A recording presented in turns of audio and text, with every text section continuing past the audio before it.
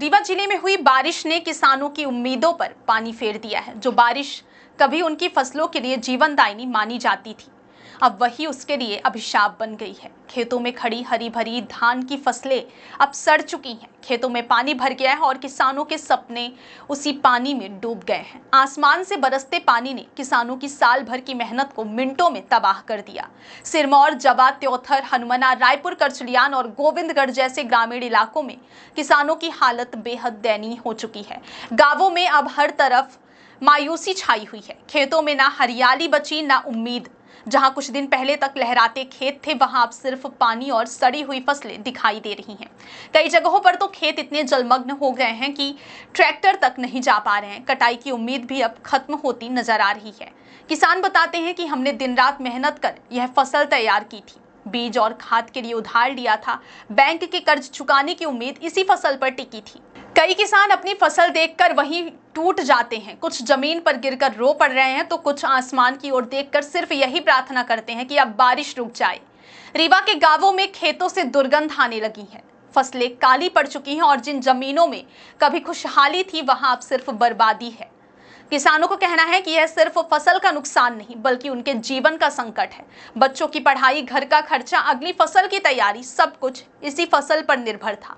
अब उनके पास ना अनाज बचा है और ना ही उम्मीद। किसान प्रशासन से मुआवजे की मांग कर रहे हैं। उनका कहना है कि अगर सरकार ने जल्द सर्वे कर राहत राशि नहीं दी तो वे आत्महत्या करने को मजबूर होंगे।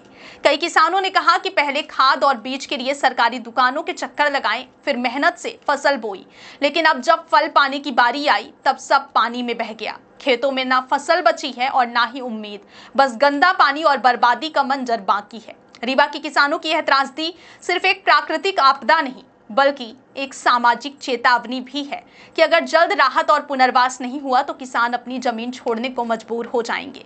इस वक्त उन्हें सिर्फ मुआवजे की नहीं, बल्कि सहारे की भी आवश्यकता है। खेतों में अब सिर्फ पानी नहीं, बल्कि किसानों के आंसू भी भरे पड़े हैं, जिनमें डूब गई है उनकी साल भर की मेहनत, उनका भविष्य और वो हर सपना जो उन्होंने अपनी फसल के साथ बोया था। बोवरा है, ये जब धान बोवरी है तो पहले तो हम लोग यूरिया जो है तो 2-2 हज़ार रुपये बोरी में यूरिया वो DAP लिए, तब खेत की बुवाई हुई है। ये पानी जो गिर रहा है 3-4 दिन से और तूफान, ये पूरी फसल नष्ट कर चुका है। और 5-6 एकड़ में खेती किए थे, ये पूरी खेती ऐसे नष्ट कर दिया है।